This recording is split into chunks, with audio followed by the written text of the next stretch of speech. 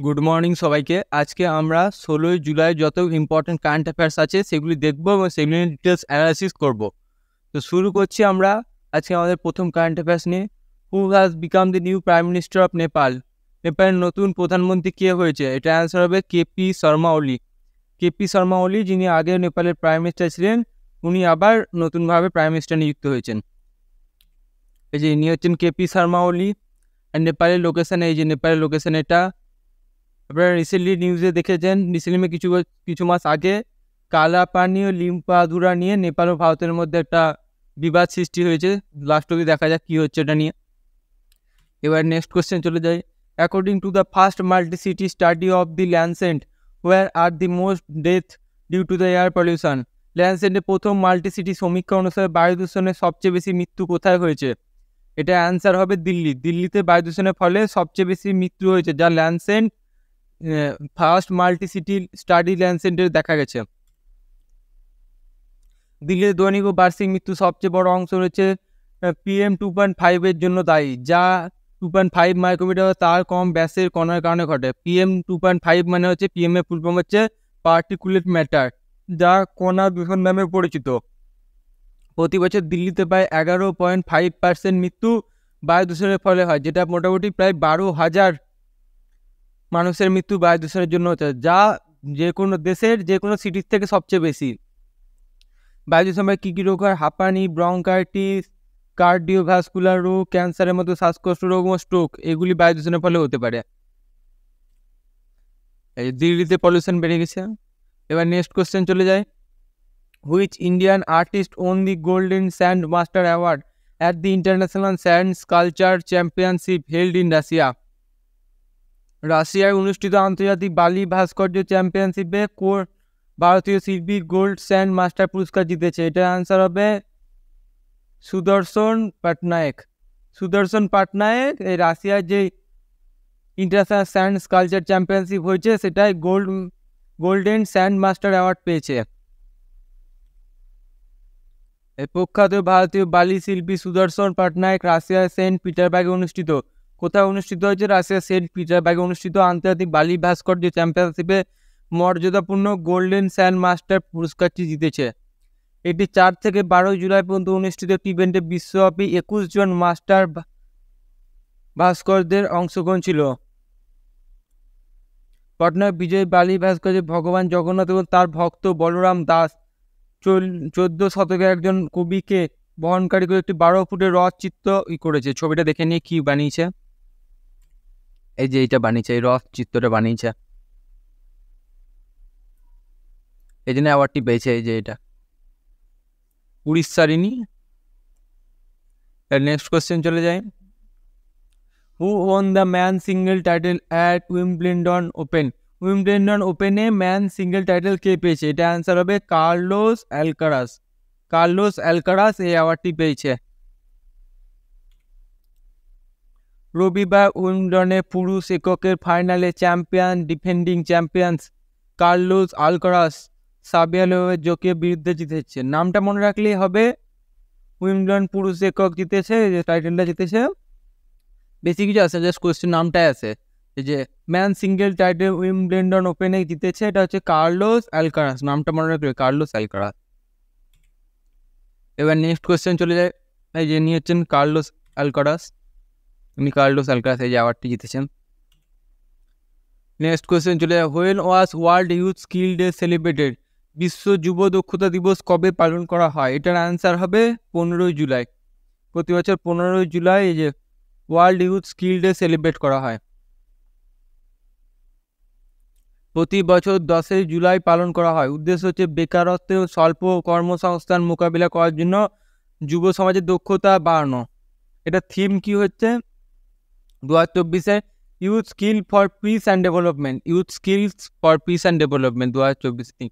এখানে অনেক তিনটে কোশ্চেন আসতে পারে। ফার্স্ট কোশ্চেন হচ্ছে এই যে কবে এটা করা হয় youth skill development day? World youth skill development day কবে সেলিব্রেট করা হয়? এটা আনসার হবে 15 জুলাই। 15 জুলাই এটা সেলিব্রেট করা হয়। এটা 2024-এর থিম কী ছিল? Youth skill for peace and development.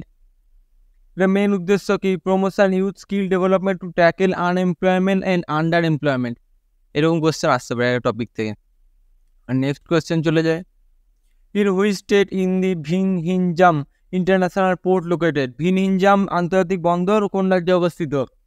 এটার অ্যান্সার হবে কেরালা। লোকেশনটা আমরা দেখছি, নামটা মনে রাখবে, কেরালায় ভিনহিনজাম ইন্টারন্যাশনাল পোর্ট, এটা সি পোর্ট লোকেটেড, নতুন তৈরি হচ্ছে এটা। ভিনহিনজাম আন্তর্জাতিক সমুদ্র বন্দর ভারতের কেরল রাজ্যে অবস্থিত। এটি তিরুবনন্তপুরম আন্তর্জাতিক বিমানবন্দর থেকে 16 কিলোমিটার দূরে অবস্থিত একটি বহুমুখী সরবরাহ সবুজ বন্দর হিসেবে ডিজাইন করা হয়েছে। এই গভীর জলের কন্টেনার ট্রান্সশিপ বন্দর বর্তমানে পরীক্ষামূলকভাবে চলছে এবং এটি ভারতের প্রথম স্বয়ংক্রিয় বন্দর হয়ে উঠবে বলে আশা করা হচ্ছে। এটা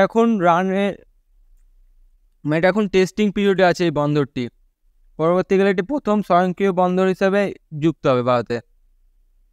ইন্ডিয়ার ফার্স্ট অটোমেটেড পোর্ট, মনে রাখবে রান পিরিয়ডে তিরুবনন্তপুরম ইন্টারন্যাশনাল এয়ারপোর্ট থেকে 16 কিলোমিটার দূরে আছে, নামটা খুব মনে রাখবে, নতুন তৈরি হচ্ছে তাই। ভিনহিনজাম ইন্টারন্যাশনাল সিপোর্ট, এটা কেরালা, ভারতের কেরালা রাজ্যে অবস্থিত।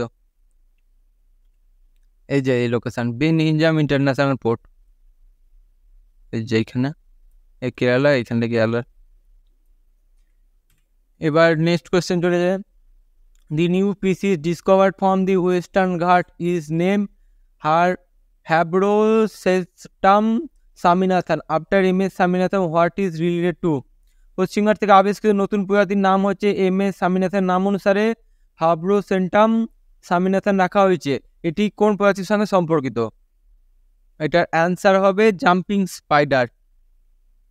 এই যে হ্যাব্রোসেন্টাম স্বামীনাথন এই জাম্পিং স্পাইডারের প্রজাতির নাম, যেটা ওয়েস্টার্ন ঘাটে দেখা গেছে। সম্প্রতি আবিষ্কৃত প্রজাতি হ্যাব্রোসেন্টাম স্বামীনাথন হল একটি মাটিতে বসবাসকারী জাম্পিং মাকড়সা, যা দক্ষিণ পশ্চিম ঘাটে বনাঞ্চলে পাওয়া গেছে। এর নামকরণ করা হয়েছিল এম এস স্বামীনাথন, যিনি এই অঞ্চলে প্রত্যন্ত এবং সংরক্ষণ প্রচেষ্টায় গুরুত্বপূর্ণ অবদান রেখেছে, ওই জন্য নাম অনুসারে এটা নাম রাখা হয়েছে। এই মাকড়সাগুলি প্রাকৃতিক কীটপতঙ্গ নিয়ন্ত্রণে গুরুত্বপূর্ণ ভূমিকা পালন করে এবং বাস্তুতন্ত্রের স্বাস্থ্যের সুযোগ হিসেবে কাজ করে। তো খুব ইম্পর্টেন্ট এই কোশ্চেনটা, কোথায় পাওয়া গেছে এরকম আসতে পারে। পশ্চিম ঘাটে রিসেন্টলি এক ধরনের স্পাইডারের স্পিসিস পাওয়া গেছে, তার নাম কি? এটা হবে হ্যাব্রোসেস্টাম স্বামীনাথন, নামটা মনে রাখবে। স্বামীনাথন নাম দিয়ে শুধু এই সামনেটা মনে রাখলে হবে। এম এস স্বামীনাথন, যিনি ভারতীয় এগ্রিকালচারে একজন ভালো অবদান রেখেছিলেন, তার নাম অনুসারেই হয়েছে। নামটা মনে রাখবে। কোথায় পাওয়া গেছে? পশ্চিম ঘাটে পাওয়া গেছে, তাহলেই হবে। এই ছবিটা দেখে নিই, এই যে এটা হচ্ছে জাম্পিং স্পাইডার স্বামীনাথন। এবার নেক্সট কোয়েশ্চেন চলে যায়, ইয়ারোস্লাভনা মাহোচিক, যিনি মহিলাদের হাই জাম্পে নতুন বিশ্ব রেকর্ড করেছেন, তিনি কোন দেশে বাসেন? নামগুলো একটু মনে রাখা কঠিন, কিন্তু তাও মনে রাখতে হবে। তিনি বিশ্ব রেকর্ড করেছেন হাই জাম্পে মহিলাদের, ওই জন্য নামটা মনে রাখা খুব কঠিন রাখতে হবে। ইয়ারোস্লাভা মাহোচিক মহিলাদের হাই জাম্পে নতুন বিশ্ব রেকর্ড করেছে, তিনি কোন দেশের বাসিন্দা? এটার অ্যান্সার হবে ইউক্রেনের বাসিন্দা ইয়ারোস্লাভা মাহোচিক। মহিলাদের হাই জাম্পে বিশ্ব রেকর্ডকারী ইয়ারোস্লাভা মাহোচিক ইউক্রেনের বাসিন্দা। তিনি প্যারিস 2024 ইভেন্টে একটি নতুন বিশ্ব রেকর্ড স্থাপন করে উচ্চ জাম্পে 210 মিটার একটি রেকর্ড, অসাধারণ রেকর্ড করেছেন। এই যে ইনি আছেন, এই যে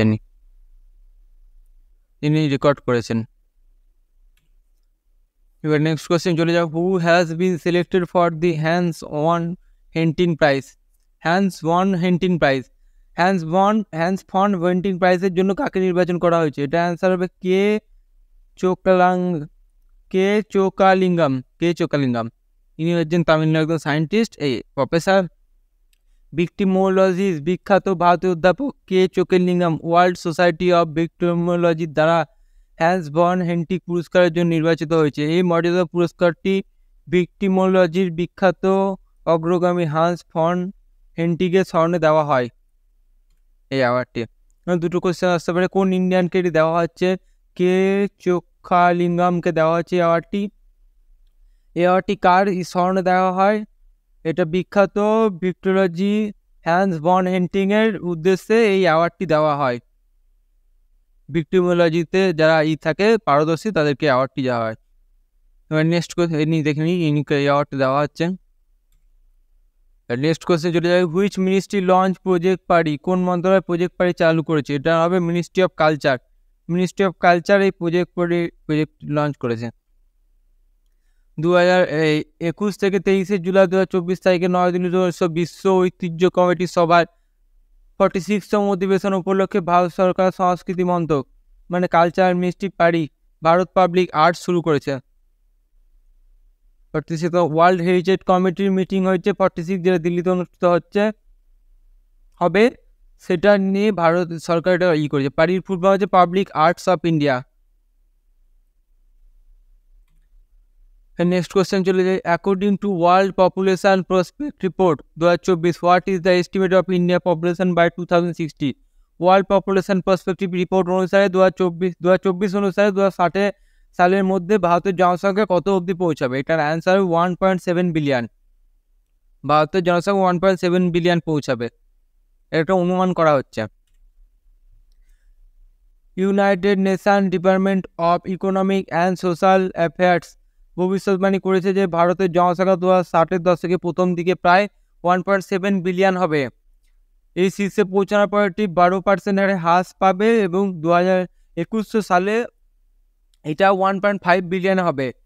এই পতনের পরেও ভারত পৃথিবীর সবচেয়ে জনবহুল দেশ হয়ে থাকবে। সেটা মনে রাখতে হবে, কত হয়েছে 1.7 বিলিয়ন একটা এস্টিমেট করেছে 2060 অবধি ভারতের হবে। আর 2021 সাল অবধি 1.5 বিলিয়ন, আবার কমে এটা চলে আসবে।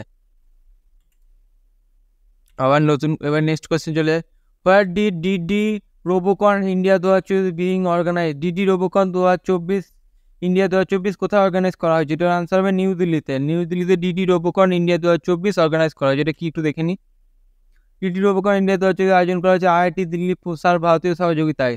ইভেন্টটি 13 থেকে 14 জুলাই 2024 তারিখে নয়াদিল্লি থ্যাগরাজ স্টেডিয়ামে অনুষ্ঠিত হয়েছে। ভারতীয় পর্যায়ে এটি কলেজ রোবট প্রতিযোগিতা সারা দেশের 45টি বেশি কলেজ প্রতিষ্ঠান ও বিশ্ববিদ্যালয়ে 750টি বেশি শিক্ষার্থী অংশগ্রহণ করবে। মানে এটা হচ্ছে পুরো সব দেশ থেকে 45টি বেশি কলেজ অংশগ্রহণ করবে, তারা স্টুডেন্টগুলো কেমন কি রোবট বানিয়েছে সেটা নিয়ে একটা হবে, ইভেন্ট হবে। এটাই ডিডি রোবোকন ইন্ডিয়া। এম থেকে 2-3টে কোশ্চেন আছে। ডিডি রোবোকন ইন্ডিয়া ভারতে কোথায় এটা হয়েছে? এটা থ্যাগরাজ স্টেডিয়াম নিউ দিল্লিতে অনুষ্ঠিত হয়েছে এই প্রোগ্রামটি। এটা মেইনলি রোবট নিয়ে অনুষ্ঠিত, যেটা IIT দিল্লি বা আয়োজন করেছে। এই যে রোবোকন 2024 IIT দিল্লি, এই যে উইনার হয়েছে। নেক্সট কোয়েশ্চেন চলে যায়, which bank has recently announce AgriSure fund for start up and rural enterprises? কোন ব্যাংক সম্প্রতি স্টার্ট আপ এবং গ্রামীণ উদ্যোগের জন্য কৃষি সিওর তহবিল ঘোষণা করেছে? এটা অ্যান্সার হবে নাবার্ড। এই এগ্রিসিওর ফান্ড স্টার্ট আপটির জন্য হেল্প করার জন্য এটি অ্যানাউন্স করেছে। কৃষক কল্যাণ বিভাগ national bank for agriculture and rural development নাবার্ডের সহযোগিতায় সম্প্রতি এগ্রিসিওর তহবিল ঘোষণা করা হয়েছে। প্রায় 85টি কৃষি স্টার্ট আপকে 25 কোটি অবধি বিনিয়োগ সহকারে সহ সমর্থন করার লক্ষ্য। মানে কৃষিভিত্তিক যে স্টার্ট আপগুলি উঠছে 85টি স্টার্ট আপ, তাদেরকে 25 লক্ষ টাকা অবধি সহায়ক করে সেই স্টার্ট আপগুলিকে ভালোভাবে দাঁড় করানো, এটা মেন উদ্দেশ্য এগ্রিসিওরে, যার ফলে ইন্ডিয়ান কৃষিতে এগ্রিকালচারে অনেক হেল্প হবে। এই তো বলে ভারতে কৃষিখাতে উদ্ভাবন ও স্থায়িত্ব বাড়বে এটার ফলে। এবার নেক্সট কোয়েশ্চেন চলে যায়, which is the most expensive city in the world as per Mercer cost of living data report? Mercer জীবনযাত্রা ডেটা রিপোর্ট অনুসারে বিশ্বের সবচেয়ে ব্যয়বহুল শহর কোনটি? এটার অ্যান্সার হবে হংকং। বিশ্বের সবচেয়ে ব্যয়বহুল শহর হচ্ছে হংকং মার্সার ডাটা অনুযায়ী। দেখে নিই একবার। মার্সার 2024-এর cost of living city ranking অনুসারে আন্তর্জাতিক কর্মীদের জন্য শীর্ষ 3 ব্যয়বহুল শহর হচ্ছে হংকং, চীনে সিঙ্গাপুর এবং জুরিক সুইজারল্যান্ডে। এই 3টি সবচেয়ে ব্যয়বহুল শহর। আর সবচেয়ে শেষের দিকে শহর হচ্ছে ইসলামাবাদ পাকিস্তানের, লাগোস নাইজেরিয়া এবং আবুজা নাইজেরিয়া। এই 3টে হচ্ছে সবচেয়ে লোয়েস্ট সিটি, যেখানে খরচ সবচেয়ে কম। সবচেয়ে 3টে হাইয়েস্ট সিটির নাম মনে রাখতে হবে। প্রথম হচ্ছে হংকং, চায়না, সিঙ্গাপুর এবং সুইজারল্যান্ড। এবার নেক্সট কোশ্চেন চলে যায়, এই যে হংকং সিটি। হংকংয়ের লোকেশানটা দেখে নিই, এই যে হংকংয়ের লোকেশান এইখানে, এই যে হংকংয়ের লোকেশান। নেক্সট কোশ্চেন, আজকে last question, which country will host the first world audio visual entertainment submit? কোন দেশ বিশ্বের প্রথম বিশ্ব অডিও ভিজুয়াল এন্টারটেনমেন্ট সাবমিট আয়োজন করবে? এটার অ্যান্সার হবে ইন্ডিয়া। ইন্ডিয়া প্রথম দেশ যে audio visual entertainment summit organise করবে। ভারত বিশ্ব audio visual and entertainment summit host করবে, যা বিশ্বব্যাপী মিডিয়া বিনোদন শিল্পের জন্য একটি যুগান্তকারী ইভেন্ট। 2020 থেকে 24শে নভেম্বর 2024 পর্যন্ত গোয়াতে শীর্ষ সম্মেলন অনুষ্ঠিত হবে। এটি মিডিয়া বিনোদন বৌদ্ধিক সম্পত্তি অধিকার জোর করবে, মানে মিডিয়া গুরুত্ব, বিনোদনের গুরুত্ব বাড়াবে। এটি ইকোসিস্টেম তৈরি করবে যা উচ্চমানের সামগ্রী উৎসাহিত করবে, সামগ্রী তৈরির কেন্দ্রগুলি প্রতিষ্ঠানের জন্য ভারতকে, মানে এই যে অডিও ভিজুয়াল যে সাবমিটটি হবে 20 থেকে 24 নভেম্বর গোয়াতে, এর ফলে এই ভিজুয়াল যারা উদ্যোক্তা আছে এইগুলির বিষয়ে তারা ভারতে এসে ইনভেস্ট করবে। এটাই মেন উদ্দেশ্য। এইটি ভারতকে একটি প্রাকৃতিক পছন্দ হিসেবে স্বীকৃতি দেয়। এই সামগ্রিক তৈরি কেন্দ্রগুলি প্রতিষ্ঠার জন্য ভারতকে একটি প্রাকৃতিক পছন্দ স্বীকৃতি দিবে, এটাই মেন উদ্দেশ্য এটা। এই যেটা দেখে নিই, এই যে সাবমিটটা, ওয়েবস, সাবমিটের নাম হচ্ছে ওয়েবস। এই যে audio visual submit, visual submit. এই যে অশ্বিনী বৈষ্ণব ইনি এটা করেছেন। তো আজকের মতো এইটুকুই। ভিডিওটি ভালো লাগলে লাইক করে দেবে এবং চ্যানেলটাকে সাবস্ক্রাইব করে দেবে। থ্যাংক ইউ সবাইকে।